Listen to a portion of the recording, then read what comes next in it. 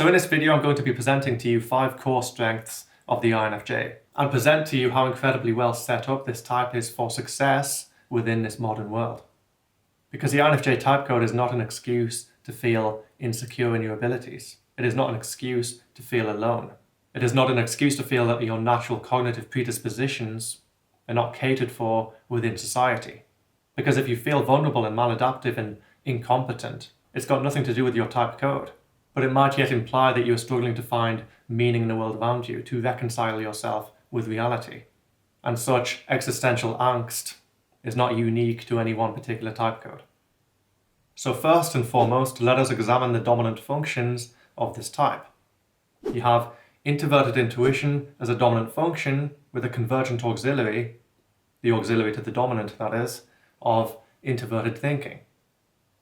Therefore, what you have in essence is a person whose primary dialogue and primary residence of the ego complex is taking a broad overview of introverted thinking circuits in order to enact and perceive novelty upon them. Therefore, this is an individual who really takes pleasure and joy in perceiving novelty and hidden connections in their internal world. But with introverted thinking in the dominant stack and the primary convergent auxiliary to this type, they are doing so in a highly objective manner. But because the introverted thinking circuit of the INFJ is so in their possession, it is generally a struggle for this type to relinquish responsibility for their own cogitations. So yeah, many people of this type will struggle to quickly intake and understand new facts, new systems, new frameworks. Because of the highly convergent nature of the dominant stack, the INFJ really prioritizes finding their own answers. And of course, this can be both a strength and a weakness. And it brings to mind the hare versus tortoise analogy. It's not that the INFJ is a slow learner in any way, shape or form, but because their introverted thinking is within their convergent auxiliary possession, the INFJ must really let ideas float around in the head. They must often take additional time out in order to essentially integrate one concept with all of the other information being perceived within their introverted intuitive scope. The INFJ's introverted thinking is highly synergistic. Every single component must be connected to the other one. And that means quickly assimilating new information is going to be something of a struggle for this type. But it also means building upon pre-existing information and finding connections and pathways between one field of expertise and another is something that this type very much takes in their stride. Because as with the tortoise, the INFJ really takes their time to fully integrate any idea, any fact, any concept with the rest of their objective framework. And this actually means, given sufficient time to really reflect on all of the various different connections that can be made within their internal framework, the INFJ is indeed naturally set up to be a vast storehouse of knowledge. But more than simply having various tidbits of information at their disposal, the INFJ understands things on a more broad and conceptual level. But it is because of this holistic objective predisposition that the INFJ excels at combining different spheres of knowledge together. And I know in many spheres this is something of a cliche, but the INFJ really is set up to be a natural philosopher, an original thinker, an intellectual, because the energy that another type might spend on the indeed useful details of any given knowledge base, the INFJ spends on taking an entirely more vague internal component and simultaneously combining it with 1,000 other vagaries at the same time. And the degree to which an INFJ can be much more specific with their logic and really hone into the fine details will be relative to the degree to which they can essentially dip into their introverted sensing from the dominant position. But just speaking as a default, the INFJ is naturally cognitively drawn to conceptualization, the generation of ideas, the generation of logical pathways, the generation of visions, and the unification of all perceived logical components into one universal theory. And this brings me to point number 2. The INFJ is an introverted intuitive dominant. While they are indeed highly adept at holistic introverted thinking thought pattern, this type still leans more towards the generation of internal perceptual novelty than internal objective innovation.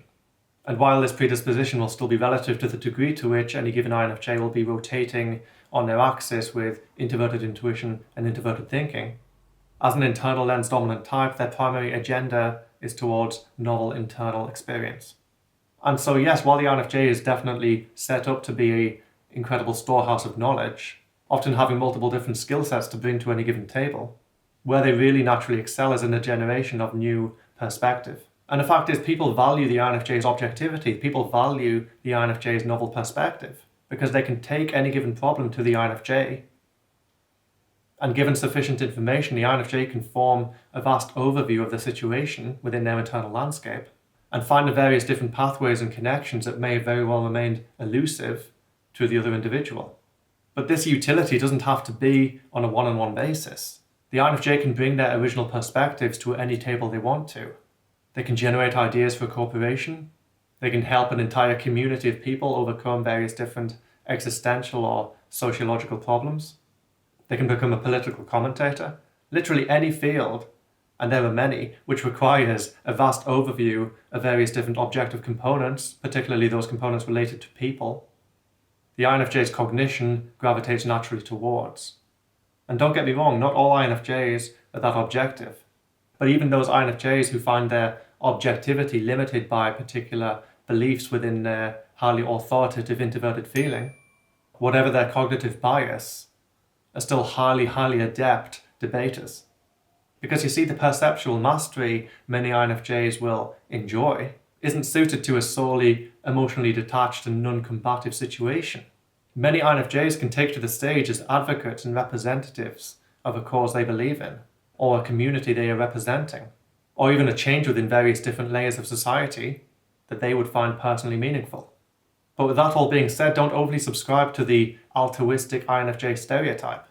While the extroverted feeling authority of the INFJ does allow the type to consciously experience a lot of meaning in a positive contribution to the lives of many other people, the innate ability of the INFJ to find different modes of perception and find various different hidden connections in introverted thinking pathways allows the INFJ to excel at a debater entirely for their own sake, or for the sake of simply expanding their comfort zone, for the sake of learning and intaking and understanding other people's perspectives.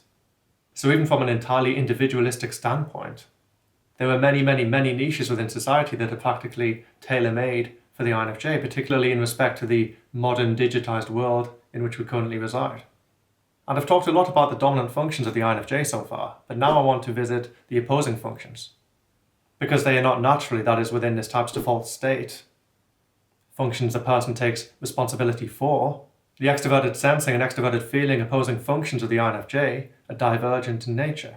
And it is this divergence that lends these functions a hyper-observational capacity. Because the energy another type might be exerting towards control of that particular world, the INFJ is exerting towards simply observing it.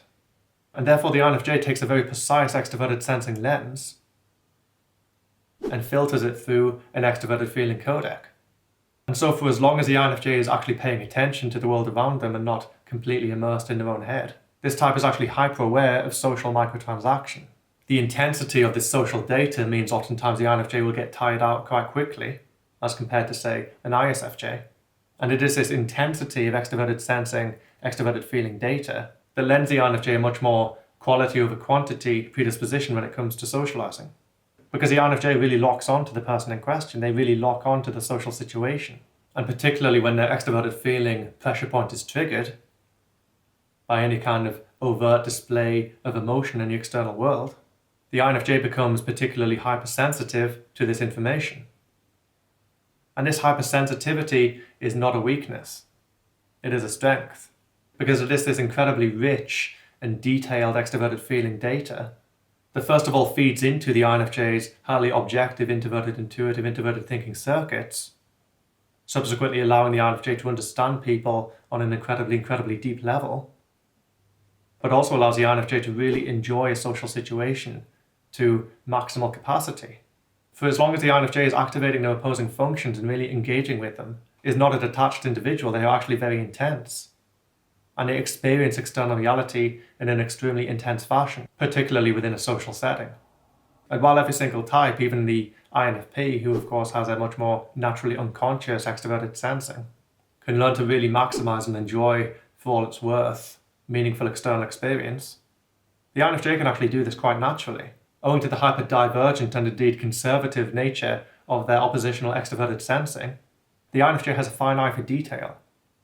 The INFJ often has highly refined tastes, and within those areas naturally requiring a high attention to extroverted feeling detail, be it a more social vocation or indeed one much more artistic in nature, the INFJ can perceive things on a sufficiently atomic scale, as opposed to the more macroscopic perception of a more extroverted intuitive perception, to take innovation in their stride and relative to the standards they hold themselves accountable to, achieve a high level of perfectionism, really hone into the extroverted sensing detail in order to perfect their craft.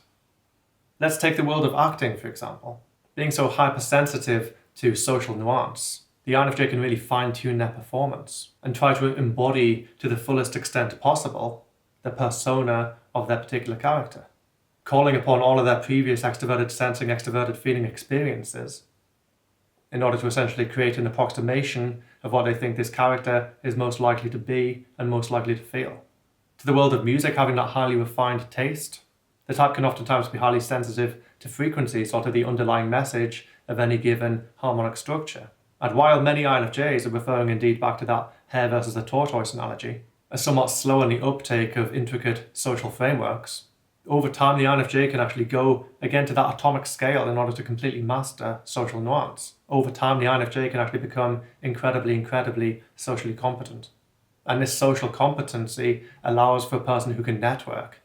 And the skill of networking is by far one of the most important prerequisites of any given vocation. And finally, like I've said in a previous video, the INFJ is not a naturally emotionally predictive type. Any emotional prediction this type makes is more often through internalization and reflection. So the INFJ ain't no ENTP. However, it is this lack of natural attunement to emotional contingency, alongside this kind of extroverted feeling, extroverted sensing, observational hypersensitivity, that actually leads this type to reflect upon meaningful social experiences, negative or otherwise, to such an extent as to have a high natural proclivity towards a self-growth mindset. Because whereas, say, a person of another type, while indeed every single type can do this, might struggle to reflect upon social interaction and learn from it and extrapolate upon it to the degree necessary to evolve themselves in response to it, the INFJ, owing to that, again, hyper-intense social experience, can not only learn very quickly from any given social scenario, but over time really integrate the personalities of the people they interact with into themselves. And this is not in an inauthentic mimicry kind of way, but rather the gradual expansion of what it means to be human, the assimilation of myriad of different perspectives, and gradual development of self that is born from a crude, meaningful social experience. And for strength number 4, we're going to jump all the way back to the dominant stack, simply looking at the introverted intuitive vision the INFJ can naturally form. You don't just walk into a job after finishing X qualification. We don't have our careers planned out for us on these neat little ladders, because each of these career ladders in question in this modern age, they keep splitting. So that means at the end of every single mini ladder, another 2 take its place. And the options keep growing and growing and growing until they're spiraling out of control. And as all being human beings, this is quite overwhelming. Like never before, people are really struggling to decide who they want to be because there's so much choice. Coupled with the hyper-individualism that is dominating the globe, particularly in the West, people not only need to settle on one particular option, but this one option needs to encapsulate their entire identity. It needs to define who they are. It is in many ways, particularly from a hyperlimbic perspective, dropping a fair degree of pragmatism and compromise, an impossible situation. But the fact is the INFJ is actually naturally set up to excel within this particular world because of their highly intense, objective future orientation. Not only is the INFJ, owing to the sub-authority of introverted feeling, albeit in a more unconscious manner, highly in touch with who they are and what is meaningful to them, but they can also hypercharge their introverted intuition to foresee a path appropriate to take. In a world where many areas are somewhat now multidisciplinary in nature, the INFJ can oftentimes effortlessly integrate all of the different passions and acquired skill sets in order to fulfill a specific niche within society. Perceive not only the bottom of the ladder they want to begin on, but going back to the aforementioned ladder fission analogy, know what particular sub-ladder, sub-niche they are moving towards. And the INFJ is not only good at doing this for themselves, they're good at doing this for other people. Particularly when the INFJ can really dip into their extroverted intuition and extroverted thinking in order to perform perhaps a more ENFP-like forward planning role. The INFJ can help other people find their feet. The INFJ can help other people find a meaningful career path to pursue. The world that we live in right now needs INFJs, because not all types find as comfortable as the INFJ does, because of course they can do it just as well if they want to, navigating the various different streams of the modern world and forging a linear path into the future. But in comparison to, say, the introverted intuitive authority types of ENTJ and in particular the ENFJ, With introverted intuition in a convergent dominant position, the INFJ can not only embark on their path, but they can also actively reevaluate that path. As society and life as a whole updates itself around the INFJ can seamlessly adapt their vision in response. And this is because introverted intuition is within this type's active responsibility. It is a convergent function within the INFJ. Because the fact is, jobs that are around at the moment are going to be gone in 10 years, and new jobs within oftentimes more virtual mediums are going to take their place. And I'd add that the INFJ, being a much more naturally abstract individual, is actually quite well suited to the increasingly virtualized modern world. Can it take the INFJ, particularly a more perfectionistic and idealistic one, to form that vision in question? Yes, of course it can. It can take anyone within a society a long time to define who they are and present their identity to other people in a compelling and confident fashion. But honestly, most people are struggling with that these days. It's not a thing that's unique to an INFJ. And when the INFJ has found their passion, when the INFJ has found meaning in a vocational trajectory, they know where they need to go and oftentimes what they need to do in order to get there. And with the strengths I've already posited in this video, you can see how the INFJ is actually quite well set up for success within this world.